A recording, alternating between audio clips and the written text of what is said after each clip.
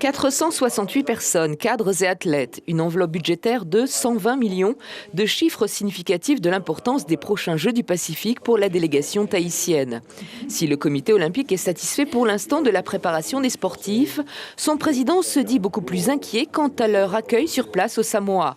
Louis Provost s'interroge sur le confort proposé aux athlètes, pas question de logement commun. Mon inquiétude est légitime dans la mesure où, en juillet dernier, les organisateurs nous avaient annoncé que tous les athlètes seraient logés dans des hôtels. Bon. Aujourd'hui, on est logés, je dirais, dans des farés à Mouira. Quand bien même ce sont des athlètes, ce ne sont pas des soldats qui vont à la guerre. La guerre, on s'installe dans les fourrés, on dort dans la boue, et ce sont des athlètes. Et chez eux, ils ont un minimum de confort. Et si on veut avoir des athlètes performants, il faut qu'ils passent des bonnes nuits. Pas d'inquiétude en revanche sur la qualité des infrastructures sportives. Les Samoans ont démontré leur savoir-faire en 2007. Depuis, certains équipements sont neufs ou rénovés.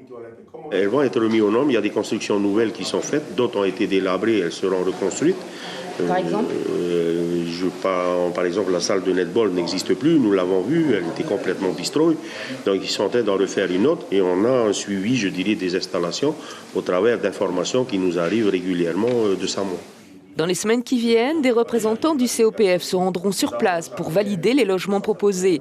Les Jeux auront lieu du 7 au 20 juillet, mais dès fin juin, le président du comité polynésien sera sur place pour finaliser l'installation de la délégation. L'information en continu sur Polynésie la première, Internet et réseaux sociaux.